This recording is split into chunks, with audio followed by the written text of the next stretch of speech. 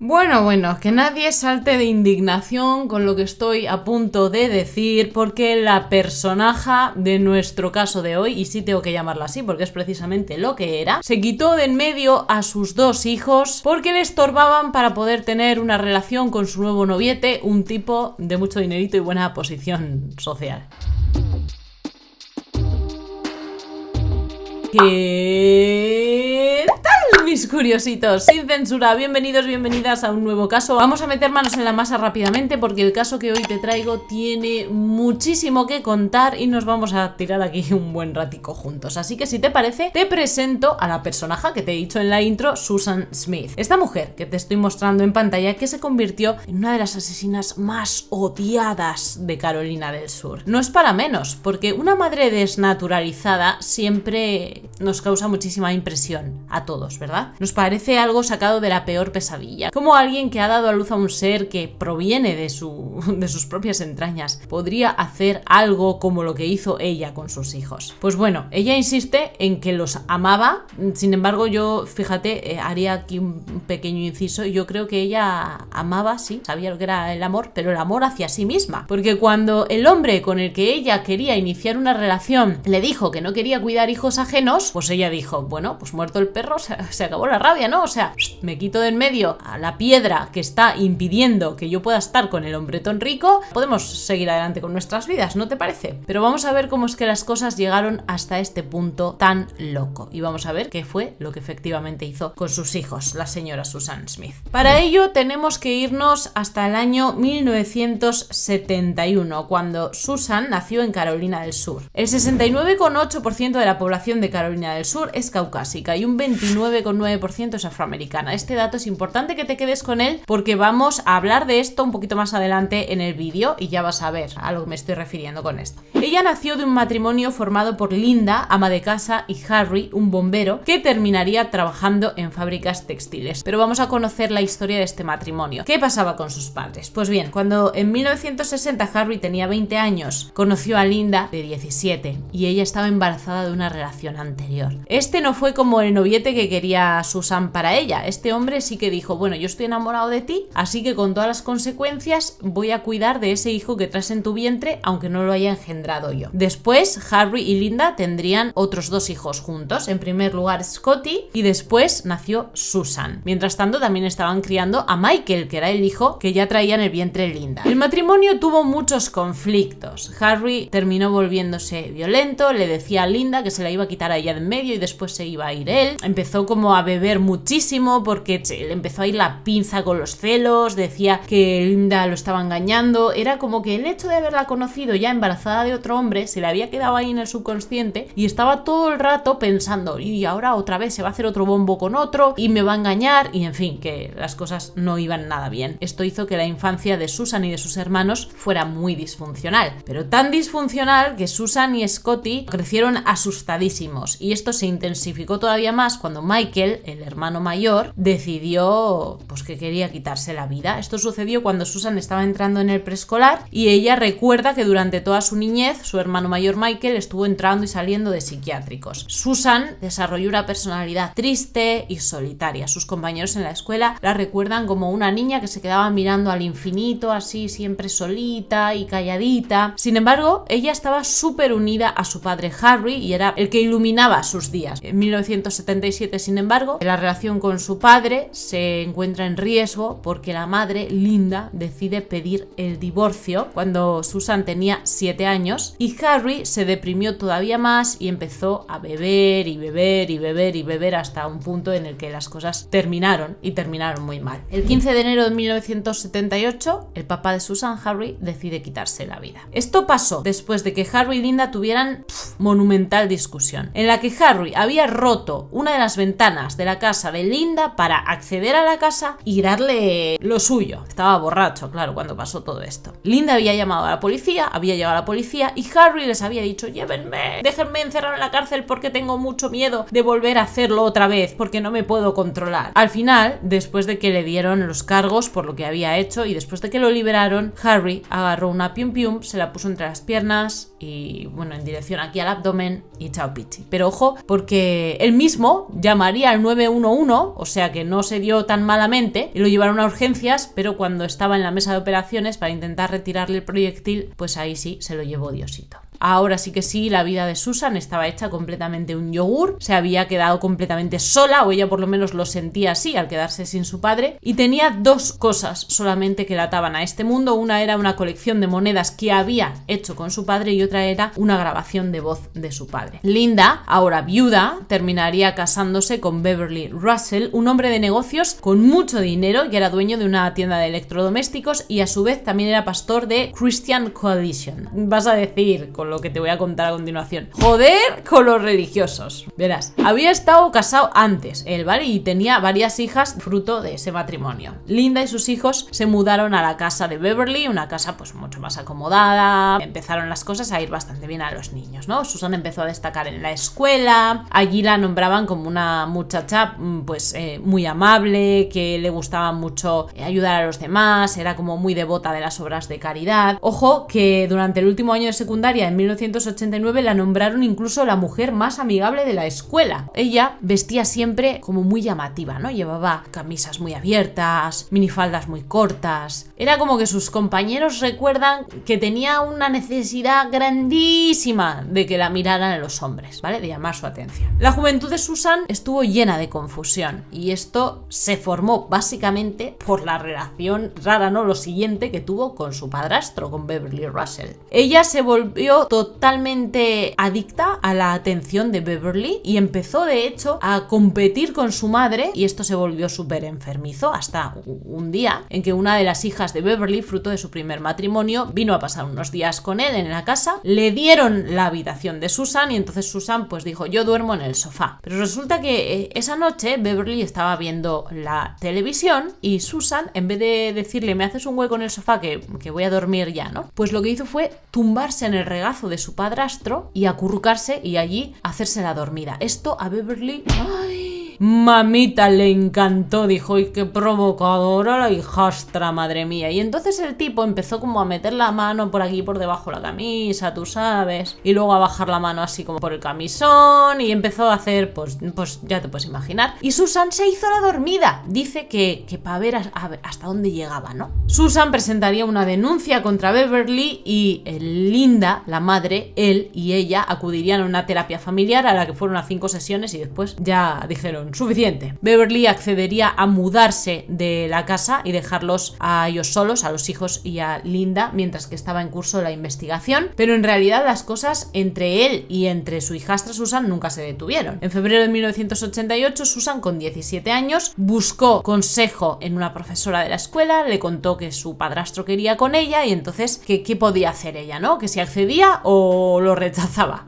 Total, que la consejera de la escuela, la profesora, le dijo: mira, Susan, con lo que me acabas de contar, yo tengo la obligación de denunciar a los servicios sociales. Y es precisamente lo que hizo. Pero Susan no confrontaría a Beverly en los tribunales, probablemente porque su madre Linda le apretó las tuercas y le dijo: ¿cómo se te ocurra romperme este matrimonio? Así que al final no le pusieron ningún cargo y volvieron a vivir todos debajo del mismo techo y la podredumbre pues se siguió perpetuando. Nos vamos ahora hasta el verano de 1988, cuando Susan entra a trabajar en un supermercado llamado Winn-Dixie y allí, como cajera, a los 6 meses ya asciende a cajera jefe y después de otros 6 meses asciende a contable. Comienza a salir en secreto con uno de sus compañeros, un hombre mayor y que estaba casado. Y resulta que se queda embarazada, pero pierde este embarazo. A su vez está saliendo con otro compañero más de su edad, pero cuando el hombre casado y mayor que estaba teniendo una relación con ella se entera de que ha tenido una pérdida y encima se entera que estaba poniendo los cuernos con otro compañero más, pues obviamente la abandona y el tipo con el que estaba saliendo a su vez también la abandona, y porque claro, dicen: madre mía, pero eres una guarrilla y tal y quieres estar con todos, y entonces ella se empieza a sentir como muy sola, como muy deprimida, como todos los hombres me abandonan, ¿qué puedo hacer? Así que dice: bueno, pues me quito del medio, y se toma una caja de aspirinas con Tylenol, ingresa en un centro médico y la tienen una semana ingresada. Sin embargo, en su trabajo en Winn-Dixie comprenden bien su situación y dijeron: no te preocupes, te vamos a guardar el trabajo para que te reincorpores cuando tú quieras. Pasó un mes recuperándose, yendo a sesiones de terapia en el hospital y también en su casa, y al final se vuelve a reincorporar al trabajo. Pero antes de que ella decidiera dejar de vivir, se había hecho súper amiguis de uno que había sido compañero de ella en la escuela y que también estaba casualmente trabajando allí en el Winn-Dixie, que se llama David David Smith. Trabajaba en el almacén el muchacho. Sin embargo, David tenía una novia, por eso solamente era amiguito de Susan. Y cuando Susan regresa de la recuperación, parece que David como que se lo ha pensado mejor y dice, pues no sé, que me gusta mucho Susan, a lo mejor intento algo con ella. Vamos a ver si lo logró o no lo logró, pero primero vamos a conocer un poquito del bagaje de David Smith. ¿Quién era? Él nació el 27 de julio de 1970 de un matrimonio formado por Barbara y Charles Smith. Tenía otros 3 hermanos. Su padre era veterano de la Marina y había ido a Vietnam, era buen pollo, y su madre era testigo de Jehová y había protegido a David hasta la saciedad durante su infancia. Lo tenía hasta el gorro, no te digo más. Cuando tenía 2 años, David se habían mudado a Union y su padre había comenzado a trabajar en una tienda de ropa y luego como un gerente de Walmart. La madre tenía 2 trabajos de medio tiempo, trabajaba en un bufete de abogados y también en una clínica de diálisis. También, por cierto, estaba yendo a la universidad porque quería ser enfermera. Sin embargo, el matrimonio, a pesar de que las cosas profesionalmente iban bien, cuando la puerta se cerraba por la noche, no iba del todo bien, porque el padre estaba hasta las narices del fervor religioso de su esposa. El propio David estaba hasta las narices del fervor religioso de su madre. Así que al final David terminaría siguiendo los consejos de su padre, que dicen, mejor aléjate de tu madre porque es que nos va a volver locos a todos, y la familia empezó a desmoronarse. Con el padre alejándose, con David a los 17 años yéndose a vivir con su bisabuela, y también otro de los hermanos de David, Danny, se había marchado por lo mismo, es decir, que estaban dejando poco a poco a la madre sola con sus loqueras. A los 16 años es que David había encontrado este trabajo como almacenero en Winn-Dixie y al final, en el verano de 1990, lo logró y empezó a salir con Susan, a pesar de que estaba comprometido con su novia Christy. David, sin embargo, veía a Susan solamente como un entretenimiento, ¿sabes? Para pasarla bien. Pero en enero de 1991, de tanto pasarla bien, pues la deja embarazada. David, el pobre hombre, se va y le confiesa a su novia Christy lo que ha hecho y la novia obviamente lo deja de una. Y David y Susan dicen, ¿y ahora qué hacemos? Pues nos casamos, porque David le dijo, yo no quiero que interrumpas el embarazo, yo quiero ese hijo. Ahora, para Susan esto significaba tener que renunciar a uno de sus mayores sueños, que era precisamente ir a la universidad. Pero como en los momentos en los que todo esto sucedió, ella no tenía muy clara qué carrera quería empezar, pues fue como que se le fueron pasando las ganas, ¿no? Dijo, joder, pues si es que tampoco sé bien lo que hacer y tal, pues igual me dedico a ser madre de momento y ya está.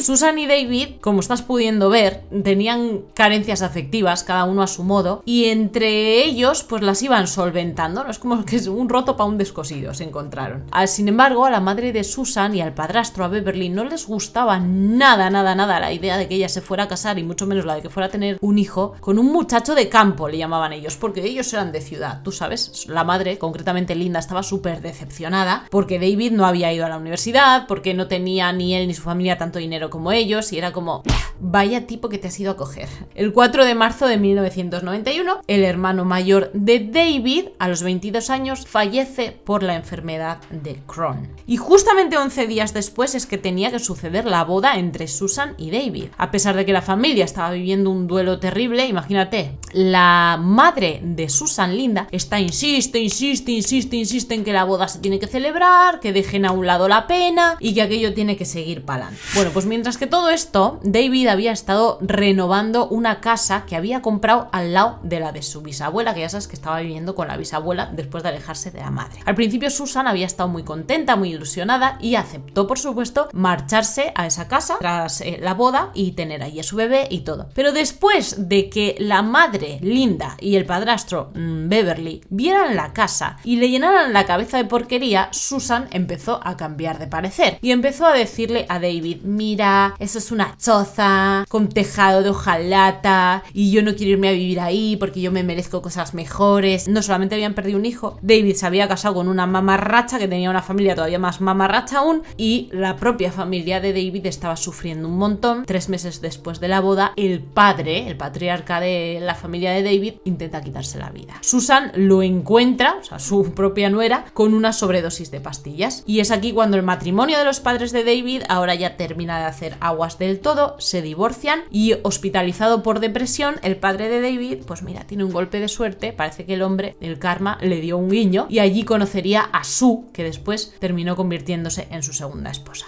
Venga, vamos a ver qué está pasando con Susan, la mamarracha, y con David. Siguió trabajando hasta que se puso de parto. Su hijo Michael nació el 10 de octubre de 1991 y luego ella se reincorporó al trabajo, en este momento a tiempo parcial, ¿vale? Para poder cuidar a su hijo también. Y terminaría matriculándose en la Universidad de Carolina del Sur, así que poquito a poco las cosas ya ves que se iban amoldando. Pero el dinero empezó a ser un problema en el matrimonio de Susan y de David. No porque entrara poco, porque David consideraba que entre los dos estaban ganando $37.000 al año y que hubiera sido suficiente para cumplir con las necesidades básicas de la familia y el hijo. Pero Susan quería más, ella que se merecía todo, y entonces le solía pedir préstamos personales a su madre Linda, después no tenía para pagárselos, y en fin, que estaba como siempre buscando cosas materiales. Otra tensión que entró en el matrimonio de Susan y de David era precisamente la suegra, Linda, que estaba todo el día metiéndose donde no le llamaban, metiendo la cabeza a ver por los agujeros. Aparecía en la casa sin llamar, se metía en cómo estaban criando a los hijos, se metía en cómo hacían las cosas como matrimonio. Y ya para colmo, en el trabajo ascienden a David y lo ponen como jefe de Susan. Y claro, esto creó un estrés que ya pues tenía que explotar por algún lado. ¿Cómo explotó? Pues por el lado de Susan, que empezó a tener aventuras extramatrimoniales. Para el tercer año de matrimonio se habían separado ya en varias ocasiones. Habían dicho, te dejo, luego vuelvo, varias veces. En la primera separación, concretamente, justo un año después de casados, ella había reavivado una antigua llama que había tenido con un compañero del supermercado. Esto puso fatal a David. En otra separación, en el verano de 1992, Susan decidió que se iba de la casa familiar, se fue a vivir con su madre Linda y con su padrastro, y de esta manera, cada uno debajo de un techo, pues intentaron arreglar la situación, y la arreglaron un poco, porque en realidad en noviembre de 1992 se queda embarazada de nuevo y en diciembre deciden que van a darse otra oportunidad viviendo juntos. Ahora, ojo, porque Susan le dice a David que en aquella casa de hojalata no, que ella quiere una mansión nueva, y en 1993 David le consigue una nueva a su reina. Pero este segundo embarazo fue peor que el primero. Bueno, de hecho el primero fue jauja, porque aquí Susan estaba todo el día quejándose que estoy gorda, que mira, que estoy vieja, que qué asco, y entonces empezó a apartarse de David, ¿no? Él se sentía muy solo, y en junio de 1993 se sentía tan solo que comienza una relación con otra cajera del supermercado, Tiffany Moss. Pero es que esta Tiffany había ido también con Susan y con él a la secundaria, y era como que decía Susan, os voy a los dos. Así, entre toda esta situación asquerosa, nacería Alexander Tyler, el segundo hijo de Susan y de David, el 5 de agosto de 1993 por una cesárea de emergencia. Se volvieron a juntar después de tener a este bebé, pero 3 semanas después ya habían decidido que la relación había terminado del todo. David se fue de la casa, pero ambos, eso sí hay que decirlo, siguieron siendo padres devotos de estos dos niños. Tras recuperarse de la cesárea, Susan decidió marcharse de Winn-Dixie. Dijo, yo ya no puedo más, como va a ser mi esposo, con el que me llevo fatal encima, mi jefe, y me voy a buscar otro trabajo. Así que encontró un trabajo como contable en una compañía que se llamaba Conso Products. Allí ella estaba como haciéndole de secretaria personal a un tipo llamado Carrie Findlay, que era el presidente y el director ejecutivo de Conso, y a ella le molaba muchísimo su trabajo porque tenía muchas responsabilidades y además estaba en contacto con ese modo de vida de alta alcurnia que a ella le gustaba, porque le tenía que reservar habitaciones de hotel lujosas y traerle flores al despacho, y como que, ¿sabes? Ella se sentía también parte de esa vida de lujo, ¿no? Ahora, lo que más le gustaba de su trabajo no era el trabajo en sí, sino el hecho de que ella podía tener contacto con uno de los hijos del jefe ricachón, que se llamaba Tom Findlay, que tenía 26 años y que era licenciado y acababa de llegar a la empresa de papi para trabajar como director del departamento de artes gráficas, y básicamente se dedicaba el muchacho a diseñar y a producir los folletos de Conso, y era muy guapete, llevaba mucha atención entre las empleadas, ¿no? Pero no todas eran afortunadas. Susan es que era más afortunada que los demás. Ahora te voy a contar por qué. En Conso había hecho muchos nuevos amigos con quienes iba a cenar o a comer después del trabajo en un bar, bueno, en el único que había de hecho allí, que se llamaba Hickory Nuts. Antes de que ella solicitara el divorcio de David, ella y Tom empezaron a salir. Se reunían para almorzar, para ir al cine. Ella iba a varias fiestas de las que el mandamás organizaba. Bueno, imagínate, estaba en su salsa. Pero en primavera de 1994, Susan y David, yo no sé ni cómo, deciden intentarlo otra vez. Ella deja a Tom, David deja a Tiffany y dicen, pues venga, vamos a darle otra oportunidad porque nuestros hijos son todo y entonces a ver si podemos juntarnos. La cosa no fue bien, obviamente, y a finales de junio de 1994 Susan le dice a David, divorciémonos de una vez por todas. Él había puesto más de su parte que ella en aquel último intento, eso es cierto, pues porque quería que los hijos tuvieran a los padres juntos, pero que se dieron cuenta que al final nada. Entonces, en agosto, David se muda a una casa, otra casa que le había comprado, era jefecito, ya tenía dinero dinero para hacer esas cosas y la había amueblado súper guay, con unos dormitorios preciosos, pues para que los hijos cuando fueran a visitarlo tuvieran su propio espacio. Y Susan también estaba sintiendo que las cosas por fin le iban bien, ¿no? Tenía una relación amistosa con el padre de sus hijos, ambos estaban muy centrados en cuidar a los pequeños y ella ahora tenía todo el camino libre pues para aliarse a todo lo que daba con Tom. Pero Tom tenía un problemilla y es que no quería responsabilidades y menos quería hijos ajenos. Unos días antes del 21 de septiembre, que es la fecha en que finalmente Susan firmó los papeles del divorcio con David, ella recibe una carta de Tom, una carta en la que Tom se está despidiendo de ella, le está explicando pues que ella tiene una responsabilidad muy grande con sus 2 hijos y que mira, que mejor lo dejamos, que si quieres nos quedamos como amigos, pero yo contigo para algo más, pues como que no. Yo no sé qué fue lo que pasó por su mente, por la de Susan quiero decir, en esos momentos, que decidió ir a recuperar su relación con Tom. Dijo, este no me deja a mí por una carta. Y entonces entra en su despacho y decide que es buena idea contarle que ella tiene un chiquibumbum con su padrastro, o bueno, que había tenido en el pasado chiquibumbum con su padrastro. Claro, Tom se queda como que, ¿qué me estás contando? Y claro, ella pensaba pues que de esta manera, yo qué sé, se iba a ganar su simpatía, o Tom iba a sentir por ella más aprecio, o que iba a sentir la necesidad de cuidarla. Yo no sé qué es lo que pensó, pero el caso es que se lo soltó y lo único que hizo, por supuesto, fue espantar aún más al ricachón. El otoño de 1994 fue apoteósico para Susan. Trabajaba a tiempo completo en Conso, estudiaba también en la universidad, tenía la custodia mayoritaria de sus 2 hijos y estuvo involucrada con 3 hombres, su padrastro, Tom y con su ex esposo David. Porque sí, le daba mandanga de la buena a todos. Eran escarceos y eran cosas puntuales, pero que le daba a todo. Cada vez estaba más llena de ansiedad porque ella sentía que solamente la usaban para la cama, porque luego ninguno de ellos quería tener una relación seria con ella, ¿verdad? Y entonces empezó a pedir días libres en el trabajo y empezó a consumir mucho alcohol, cosa que ella antes no había hecho porque de hecho no probaba el alcohol. Así es como llegamos al martes 25 de octubre de 1994, cuando Susan viste, le da de desayunar a los hijos para llevarlos a la guardería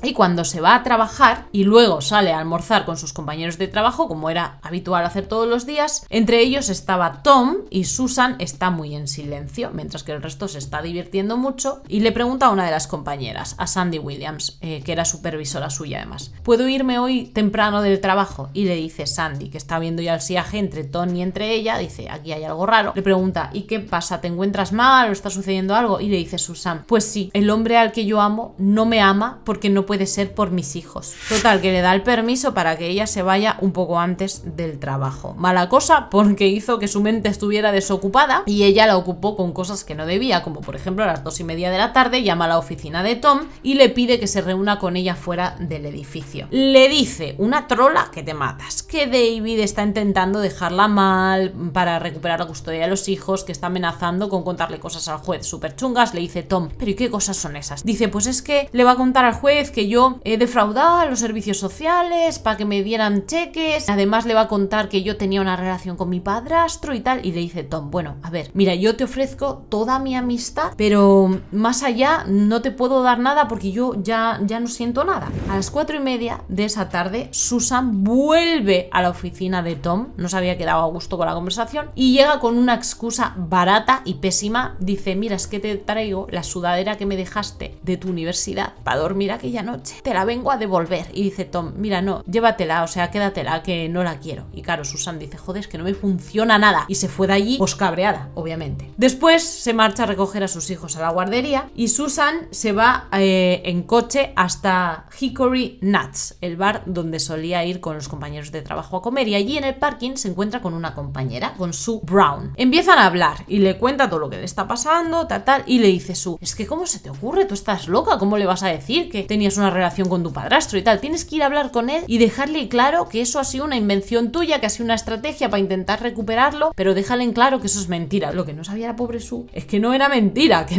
no.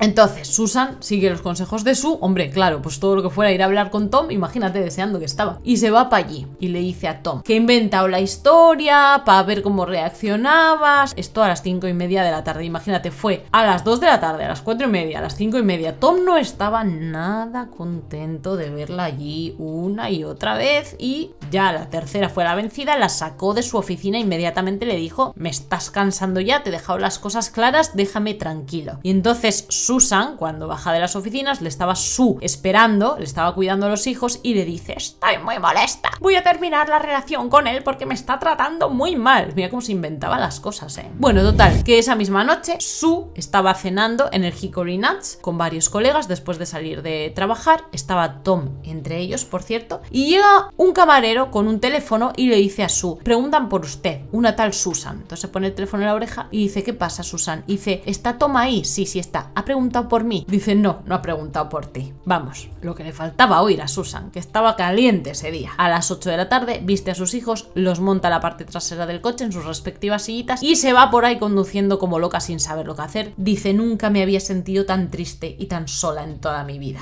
Y así llegamos hasta las 9 de la noche, ese mismo día, cuando una señora llamada Shirley MacLeod está en el salón de su casa viendo la televisión tranquilamente. Su casa estaba situada al lado del lago John y escucha un grito que proviene de su porche delantero. Enciende la luz y ve a una joven agitando los brazos, llorando, desesperada, gritando. Esta joven es Susan y le dice: por favor, ayúdame, tiene a mis hijos y tiene mi auto, un hombre afroamericano se llevó a mis hijos con mi auto. Susan le cuenta la siguiente historia a Shirley: me detuve en el semáforo en rojo en Monarch Mills. Un hombre afroamericano saltó y me dijo que condujera. Le pregunté por qué estaba haciendo eso y me dijo: cállate y conduce, o te...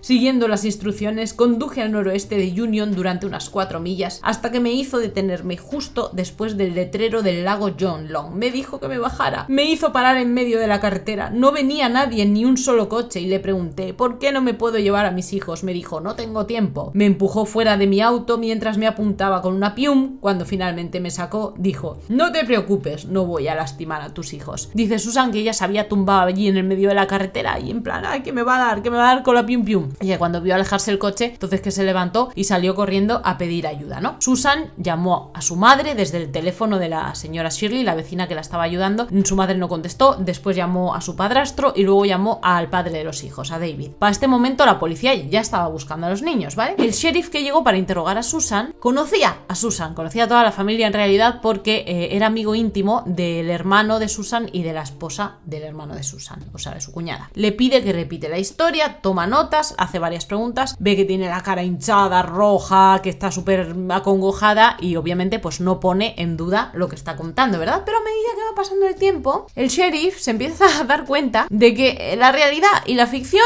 pues tienen un poquito de espacio entre medias. Le voy a contar cómo es que se desarrolla la investigación. Se desplaza todo el mundo hasta casa de los padres de Susan, porque es donde iban a montar como el centro de operaciones, digámoslo así. Susan fue hasta casa de sus padres montada en el auto con David, o sea, con el padre de los niños. ¿Y sabes lo que le dice a David? David, escucha, es muy probable que Tom venga a visitarme, por lo que ha sucedido, claro. No quiero que te enfades, ¿vale? Ni que te pongas celosón. Y claro, David se quedó como: ¿pero qué me estás contando? O sea, se acaban de llevar a nuestros hijos y tú me estás hablando de que va a venir Tom a visitarte. Bueno, ya estás viendo un poco por dónde le venían los intereses a la señora, ¿vale? La policía de Union llama a refuerzos, comienzan a buscar en el lago, pero no encuentran nada. Y un artista de la policía, mientras tanto, está dibujando un esbozo del sospechoso que Susan le cuenta que es un hombre afroamericano, unos 40 años, que viste un gorro de lana oscuro, con camisa oscura, con jeans y con chaqueta a cuadros. Toda la familia de David había volado hasta Union para estar con él y la casa de los padres de Susan se llena de familiares, de amigos, de compañeros que están brindándole todo su apoyo y atención a Susan, precisamente lo que a ella le gusta y lo que ella quería. Susan no se queda sola ni un minuto, todo el mundo la está consolando, pero falta alguien, porque el señor Tom no fue a visitarla. En su lugar la llamó por teléfono y sí, expresó su compasión por lo que estaba sucediendo. ¿Sabes lo que hizo Susan? Cambió la conversación para llevarla hasta, pues, a ver si podían reiniciar la relación romántica. Es que en realidad le dijo: ¿sabes? Se llevaron a mis hijos. Creo que este momento es perfecto para que tú y yo volvamos a reavivar nuestro romance, porque si no recuerdo mal, ¿qué era lo que a ti te molestaba? ¿Qué era lo que te impedía estar conmigo? Solamente mis hijos, ¿verdad? Entonces, ¿qué te parece si ahora volvemos a... Tú imagínate fíjate la cara que se le estaba quedando a Tom al otro lado del teléfono. Esta fue la última vez que ella sabría de Tom, que ni volvió a llamar, ni obviamente la visitó, porque dijo, aquí estamos de la cabeza fatal. Los compañeros de Susan sí que fueron a verla, y ella, pues cada vez que llevaba un compañero, le preguntaba, ¿y Tom cuándo viene a visitarme? O sea, lo daba por hecho, ¿no? ¿Y Tom cuándo viene a visitarme? El sheriff llamó a Susan y a David a su oficina. Estaban pensando en hacer un llamado a través de los medios de comunicación para pedirle al secuestrador que liberara a los pequeños, y David estaba súper nervioso, pero al final aceptó. Se pusieron en las escaleras de la oficina del alguacil y dijo David, a quien quiera que tenga a nuestros niños, le pedimos que por favor no los lastime y los traiga de vuelta. Los queremos mucho, mucho. Le suplico al chico que nos devuelva a nuestros hijos sanos y salvos. Donde quiera que miro veo sus juguetes, sus dibujos. Ambos son niños maravillosos. No sé de qué otra manera decirlo. No puedo imaginar mi vida sin ellos. 2 días después de que la desaparición de los muchachitos sucediera, el 27 de octubre de 1994, deciden someter a David y a Susan a pruebas de polígrafo. La de David da perfecta, sin embargo la de Susan muestra irregularidades cuando le preguntan si ella sabe dónde están los niños. Y se lo hacen saber, de hecho se lo cuentan a Susan, y entonces Susan va y le dice a David, creo que tienen sospechas sobre mí porque las pruebas no están saliendo muy bien y tal. Esta sería la única vez que le hicieron una prueba de polígrafo a David, pero a Susan la sometieron a una detrás de otra detrás de otra. Y al sheriff le llamaba poderosamente la atención algo, y es que cada vez que le pedía a Susan que repitiera lo que había pasado, ella cambiaba pequeños detalles, ¿no? Pero sobre todo le llamaba mucho la atención el hecho de que ella dijera que se había detenido en un semáforo en rojo en Monarch, pero que no había visto otros autos en la intersección cuando ella se detuvo. Esto es muy importante que te quedes con ello porque tiene una explicación, ¿vale? Y tú fíjate con qué dato fue el sheriff a sacar la verdad de la historia. Susan quiso añadir algo. Dice que aquella noche había estado conduciendo con los niños en la parte trasera del auto como si fuera una loca por ahí, pero que no había dicho nada porque, claro, tenía miedo de que esto se viera sospechoso. Y efectivamente que se vio sospechoso, sí. Porque este semáforo de la intersección de Monarch resulta que está todo el rato en verde, a no ser que un auto en la calle transversal active la señal para cambiarse a rojo. Entonces, como que no coincidía la historia de Susan con la realidad de lo que pasaba con ese semáforo. Si no hubiera habido, por tanto, otros coches en la carretera, como Susan dijo esa noche, el semáforo no hubiera estado en rojo, hubiera estado en verde. Mientras, David le estaba contando a los investigadores que Susan tenía varias parejas de cama, ¿no? Entre ellas salió el nombre de Tom, y le tuvo que dar fechas, le tuvo que dar nombres. Toda la poli se puso en contacto con Tom, y Tom les contó que le había escrito una carta para dejar la relación, y que ya se había mostrado como muy posesiva, obsesiva con el hecho de volver, y que le había dicho lo del que ahora ya no están mis hijos y podemos reiniciar nuestra... Bueno, se lo contó todo, ¿no? Y David estaba muy molesto mientras tanto porque dice, joder, están poniendo mucha atención en Susan y no se están involucrando en encontrar a mis hijos. Bueno, eso no era así, en realidad sí se estaban involucrando, pero claro, tenían que tener mucha atención sobre Susan porque ya estaban, ¿sabes?, sospechando de ella. Cuanto antes ella dijera algo y confesara, pues era más probable que encontraran a los hijos.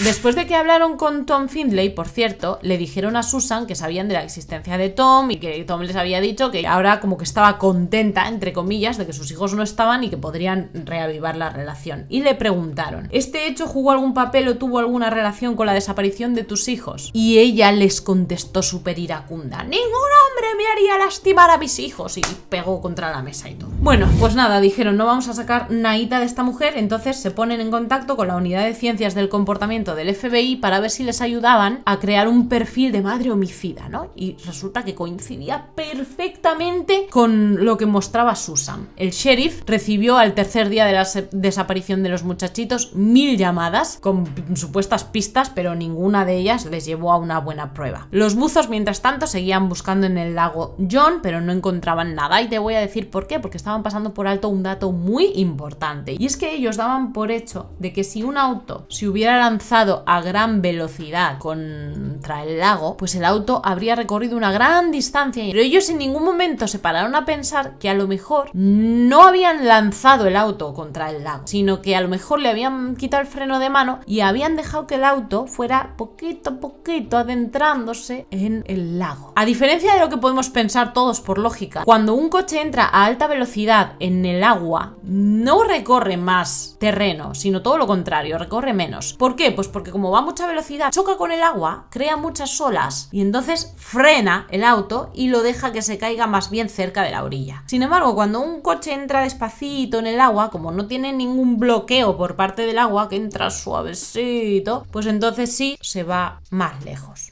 Había otro problema, y es que Susan señaló que quien se había llevado a sus hijos y su auto era un hombre afroamericano. Y ahora viene el dato que te he dado en la intro que te comenté. Quédate con este porcentaje de un 29,9% de comunidad afroamericana, porque efectivamente la gente de la comunidad y que era afroamericana estaban diciendo, mira, si algún hombre de nuestra comunidad se hubiera llevado a unos niños blancos pataleando en un auto, o sea, se habrían encontrado ya, porque es que es imposible que pasen desapercibidos, y mucho menos con todo lo que se ha montado alrededor de ellos, que lo está buscando todo el mundo. La policía empieza a pensar que Susan a lo mejor no le habría hecho nada malo a sus hijos, pero se fueron por otro pensamiento, a lo mejor los había escondido, porque claro, como estaba en una batalla por la custodia legal de los hijos, para esconderlos de David, pues a lo mejor los había llevado a algún sitio, o se los había entrado a alguna persona. Pero los que estaban involucrados en el FBI, que estaban ayudando en la búsqueda, y el sheriff este, que era amigo de la familia, no estaban convencidos, ¿sabes? Ellos creían que Susan estaba mintiendo, y desde el principio además. Sin embargo, tenían el desafío de demostrar que ella estaba mintiendo, y además se mostraba sumamente poco cooperativa. Entonces tuvieron que adoptar pues otro carácter, el carácter de poli buenos, vamos a decir. Ella repetía durante los interrogatorios, que por cierto se sucedían sin descanso, era como que estaban ahí intentando apretarla demasiado, ¿no? Dios cuida a mis bebés. Y parecía muy calmada y muy tranquila, hasta que le señalaban que ella podría haberle hecho algo malo a sus hijos, que ahí sí que sí saltaba por los aires. Entonces dijeron, mira, va a ser muy difícil que confiese con esta actitud que nosotros tenemos ante ella. Vamos a hacer lo contrario, vamos a intentar hablarle tranquila, vamos a intentar no hacerle tantos interrogatorios al día, vamos a intentar ponernos de su parte, decirle que la comprendemos, ganarnos su confianza y a ver si de esta manera suelta de una vez por todas. Tú fíjate, lo listo que era el sheriff este, amigo de la familia, que dijo, voy a crear un periódico con una edición de software y voy a crear un artículo en el que se puede leer que una mujer se había quitado de en medio a sus hijos, había cumplido una pena de prisión bastante razonable y después que había salido, había iniciado su vida desde cero con un médico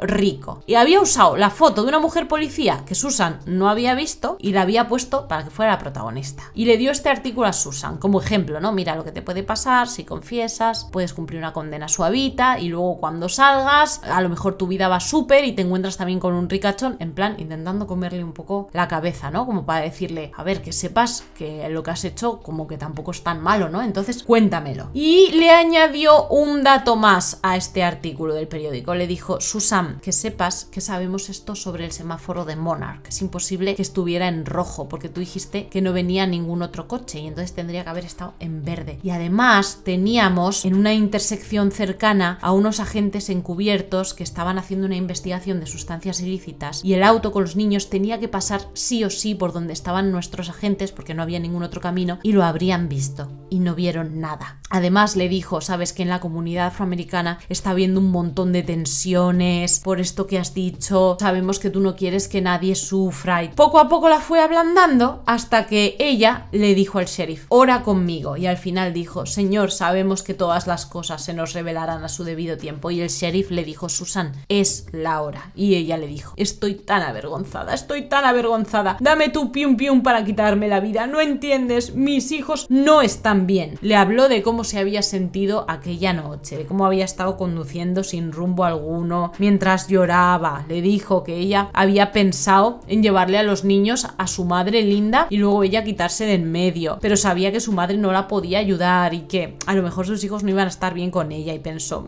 pues mejor que se vengan conmigo porque tampoco quiero que se queden sin su madre. Había llegado hasta la orilla del lago John y había hecho el intento en 3 ocasiones de meterse con el auto dentro del lago, pero sabes, a la tercera como que no podía, como que tenía una esperanza dentro y no quería, y de repente se le fue la pinza del todo y entonces salió del auto, dejó el freno de mano quitado y dejó a los 2 nenes atrás que se fueran hundiendo poco a poco y que desaparecieran en la oscuridad del lago y en la oscuridad de la noche. Dice que quiso hacer algo, pero ya era demasiado tarde, estaba escuchando los gritos y ya no podía parar el coche, y entonces lo único que se le ocurrió fue, bueno, pues mejor dejo las cosas ya como están y monto una coartada, que fue la que le contó a la señora, a la vecina, a la señora Shirley. Antes de confirmarle nada a David, al padre de los niños, el sheriff quiso hacer las comprobaciones pertinentes y envió a un equipo de buzos. Efectivamente, ahora sí, encontraron el Mazda boca abajo. Dentro del auto, los 2 pequeños, con el cinturón puesto, no se habían podido escapar, por supuesto. Después del arresto, Susan recibió una cantidad de odio inmensa por parte de su su comunidad y de manera obvia, la condujeron a la cárcel del condado de York y allí dieron una rueda de prensa para contarle a toda la comunidad que ya había confesado que habían sido encontrados los cuerpos, y el hermano de Susan se pasó la mano por la cara y le pidió perdón a toda la comunidad afroamericana y les dijo que esperaba que nadie hubiera sufrido consecuencias por las mentiras de su hermana. El funeral por Michael y por Alex se llevó a cabo el 6 de noviembre de 1995 y los ataúdes permanecieron cerrados porque imagínate, después de 10 días en el lago, cómo estaba el asunto. David tomó la decisión de enterrarlos junto a su tío paterno. ¿Te acuerdas de Danny, que había fallecido a los 22 años de Crohn? Pues ahí. Susan quedó detenida sin derecho a fianza y los padres contrataron un abogado experto en sentencias de pena capital para poder defenderla. Tuvieron que hipotecar la casa para pagar a este abogado. Susan estuvo encarcelada en el Centro Correccional de Mujeres de Columbia, la evaluaron física y psicológicamente, estuvo 24 horas vigilada durante 8 meses, tenía unos guardias que cada 15 minutos revisaban que ella estuviera bien porque tenían miedo de que decidiera quitarse la vida. Su luz de la celda estaba constantemente 24 horas encendida para que las cámaras pudieran monitorearla. Le dieron unas gafas, una Biblia y también tenía posibilidad de recibir alguna visita breve de sus familiares. Dijeron que tenía trastorno de la personalidad dependiente y dijo que es una persona que sentía que no podía hacer nada cuando no estaba acompañada, ¿no? Dependencia absoluta. Ella constantemente necesita afecto y se aterroriza de que la dejen sola, se deprime cuando está sola. Casi siempre está de un humor normal cuando está rodeada de gente, no sufre depresión profunda, pero sí se vuelve que se quiere quitar la vida en esas etapas en que se siente muy sola. Esto lo dijo el doctor Seymour Halleck, uno de los psiquiatras que la evaluó. El 11 de julio de 1995, tras 2 días de juicio, el juez determina que ella es mentalmente competente. 3 de sus compañeros de conso testifican que ella a menudo le daba vueltas a cómo hubiera sido su vida, si no se hubiera casado, si no hubiera tenido hijos tan joven. Los abogados tenían 2 vías para defenderla. Pensaron, o bien inocente por demencia, que implica que en el momento en el que hizo lo que hizo ella no distinguía entre el bien o el mal, o que estaba mentalmente enferma, y de esta forma podrían probar que ella era incapaz de cumplir la ley en el momento en el que hizo lo que hizo, a pesar de que sabía que estaba mal. Lo que pasa es que no tenía una enfermedad mental, entonces como por aquí no podíamos ir, ¿vale? Solamente estaba deprimida y solamente tenía ganas de quitarse la vida por el hecho de que ella no había conseguido reavivar esa llama del amor con Tom. Así que rechazaron estas opciones y dijeron que simplemente fue un suicidio fallido en el que ella planeó ahogarse a ella y a sus hijos, pero que en el último momento había decidido que ella se quería demasiado como para irse el agua adentro. Tras 2 horas y media de deliberar el jurado, emitió culpabilidad de 2 cargos de asesinato. Ella inclinó así la cabeza temblando y llorando. Rechazaron la pena capital y decidieron que debía pasar el resto de su vida en prisión, lo cual significaban 30 años de cadena perpetua, y podrá salir en libertad condicional al loro, que podemos ir a verla a la puerta en el 2025. Ya habría cumplido todo, con 53 años. David Smith, el padre de los hijos, dice que esto es un cachondeo puro, que ella tendrían que habérsela quitado de en medio porque todavía le ha salido bien la jugada.